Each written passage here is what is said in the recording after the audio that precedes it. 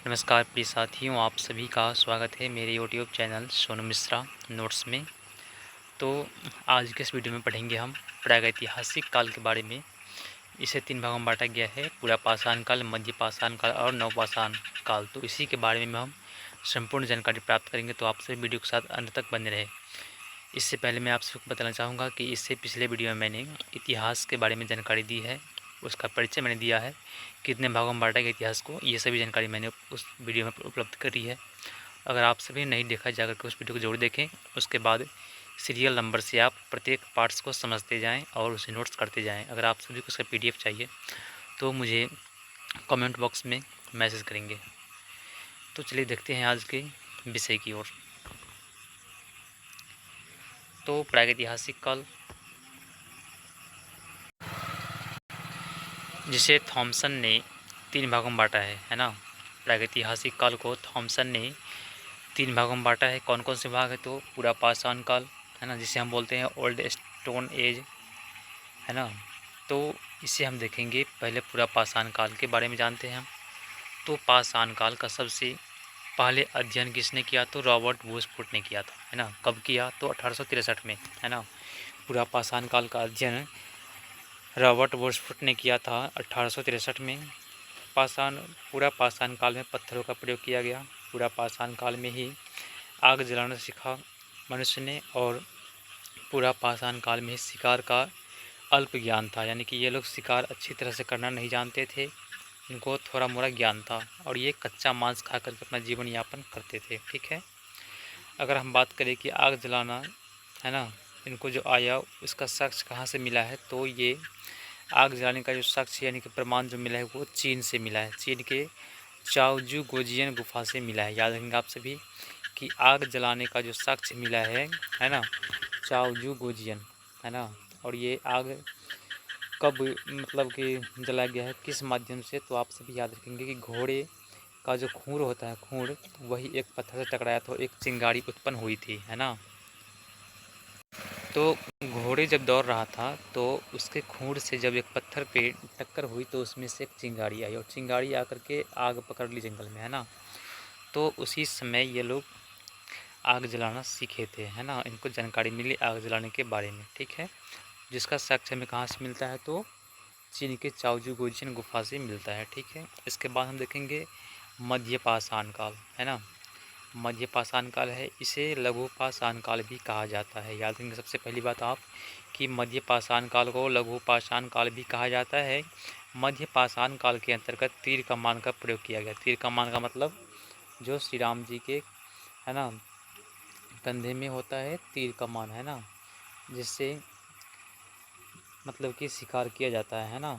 तो इसमें तीर कमान का भी प्रयोग किया गया है। शिकार का इसमें पूर्ण ज्ञान हो गया। किसमें? तो मध्य पाषाण काल में, है ना। मध्य पाषाण काल में शिकार का पूर्ण ज्ञान, यानी कि शिकार करना ये लोग अच्छी तरह से जान चुके थे। और मध्य पाषाण काल के तहत ही पशुपालन का भी हमें साक्ष्य मिला है।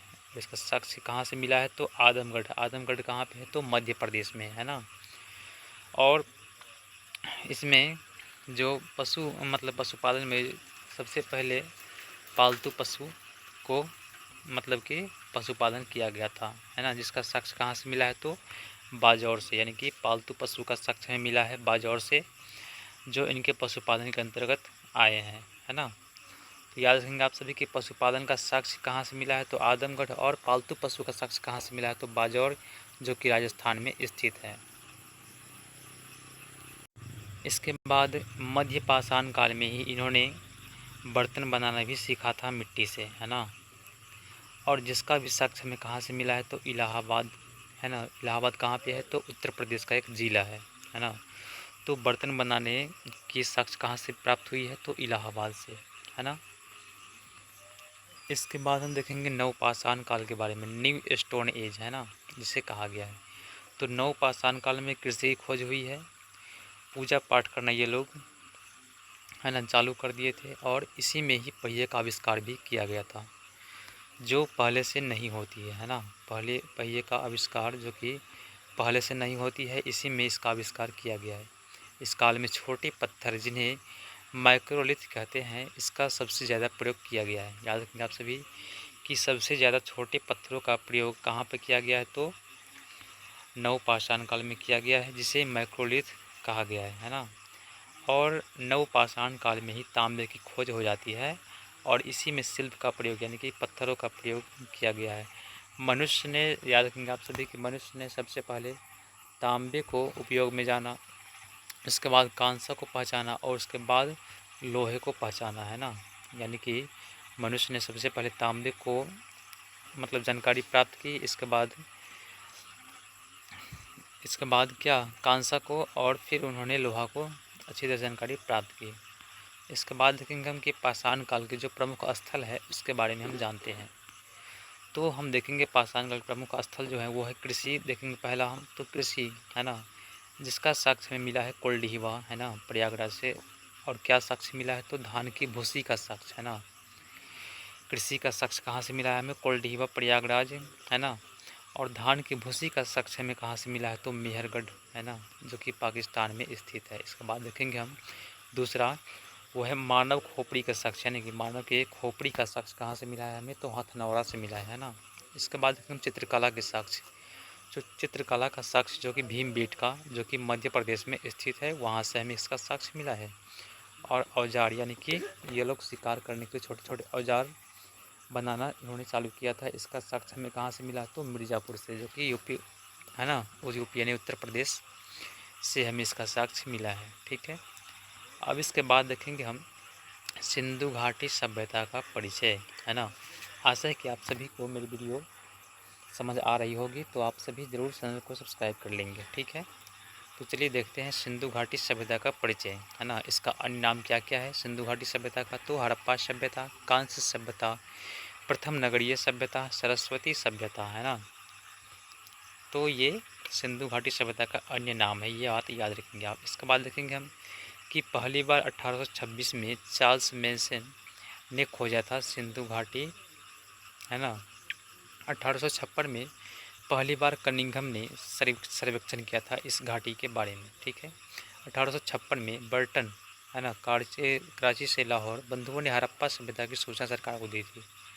और 1861 में भारतीय पुरातत्व विभाग की स्थापना हुई है ना। भारतीय पुरातत्व विभाग की काम क्या होता है, तो ज़मीन के अंदर खुदाई करके बीते बीते वर्षों का मतलब कि ज़माने के समय का सामानों का पता लगाना है ना।